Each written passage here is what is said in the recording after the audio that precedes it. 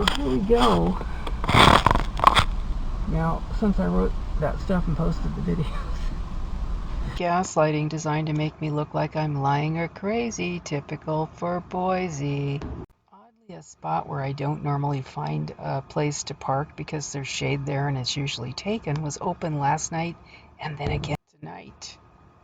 So this is not what normally goes on.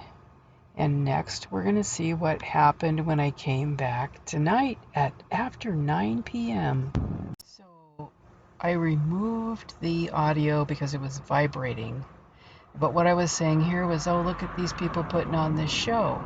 Now, why are these two vehicles parked right up against this lift? That's just a painting lift that they normally leave in the parking lot. They put that painting lift back there. They put those two vehicles on either side of it like that to put on a show. They were sitting there with their lights on. That makes them more noticeable. And by the way, that's called brighting in gangstalking. And then they get out of the car and are like piddling around. This is like 9:15, 9:20. Why are they there? Those guys usually go home around 4 p.m. So it's very strange. And they leave about 7 minutes after I arrive, well, after piddling around and trying to look like they're doing something. Since there's been a massive amount of harassment, street theater, noise campaigns, gang stalking, I have to wonder about Rivershore Development. Are they the ones who are hiring some contractor to do these things? It's actually been quite horrific.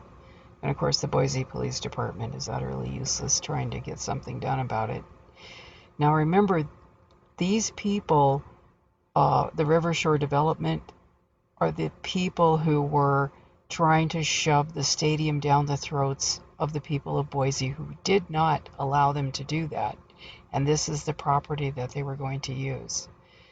So they use very aggressive tactics. They're getting ready to leave just 7 minutes after I arrived.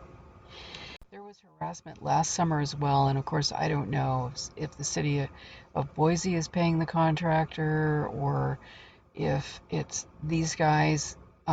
That can be a combination, but I have had this kind of harassment go on in different places, so it could be that I'm on some kind of a watch list, but for journalism and whistleblowing.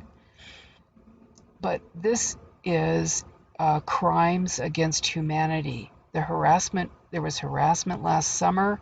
This summer it's been horrific. They've even done things like leave a fire alarm on for a whole weekend to harass people, to try and run people off.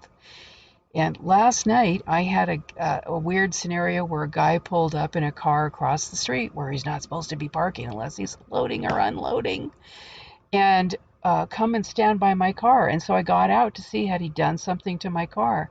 And what he was doing was looking at a guy over here in the parking lot who was laying on the ground with his legs wrapped in a bicycle, laying on a backpack. So I go up to the guy and I'm like, "Are you okay?" And he didn't answer. And then I said it again and he finally answered. And that's when I realized this guy is LARPing. This is, more gang stalking. It's just bizarre. If somebody was going to lay down, would they pick a parking lot? No. There's a park right here, less than half a block away. I'm finishing this up the next morning, and the lift is gone, and there's nobody parked back there.